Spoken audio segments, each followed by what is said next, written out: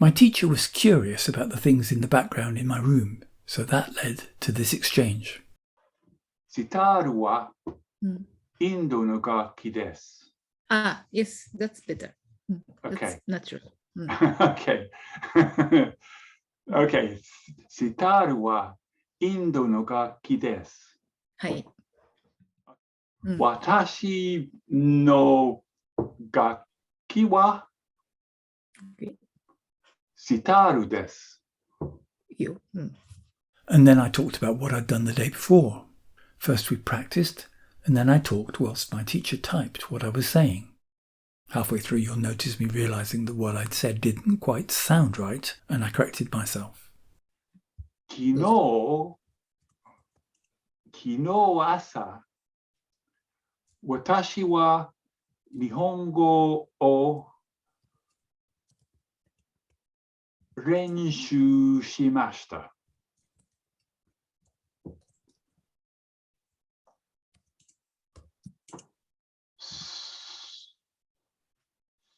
そして、昨日昼、昨日の昼、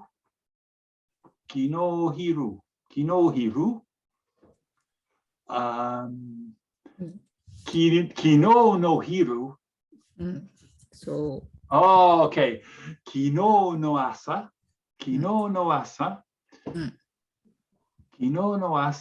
日本語を練習しました。そして、昨日の昼、私は友達に会いにジンバラに行きました。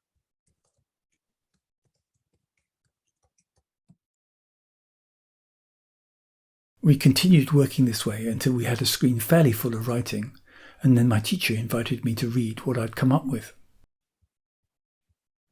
じゃあ読みましょうか。昨日の朝、日本語を練習しました。そして午後、友達に会いに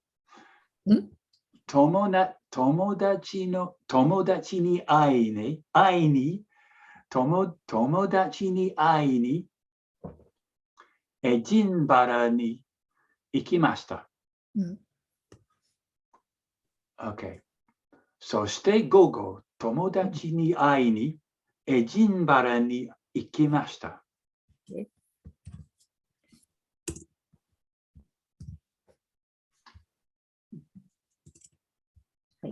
だから、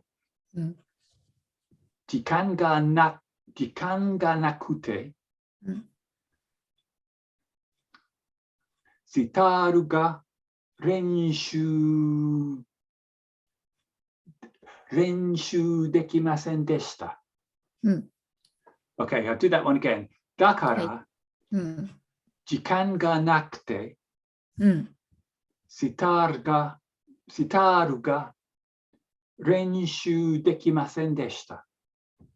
This was, in fact, a halfway house towards reading Japanese. I was using the text partly to read, but partly as a prompt to remind myself of what I'd just said.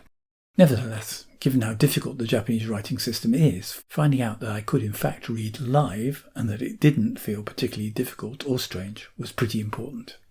In fact, at the start of what I'd said, I hadn't used quite the right word. I'd said practiced Japanese, but we both knew that in fact I meant studied Japanese. Whilst we were working on more fundamental aspects of my sentences, my teacher had wisely left this to one side, but now it was time to make what I'd said accurate as well as correct. 練習 is practice, right? はい。スタディは何ですか？知ってる？勉強します。そうだね。はいはい。As you saw, I did actually know this word. It happened to be one of those words I'd picked up from watching a Japanese film a week or two before.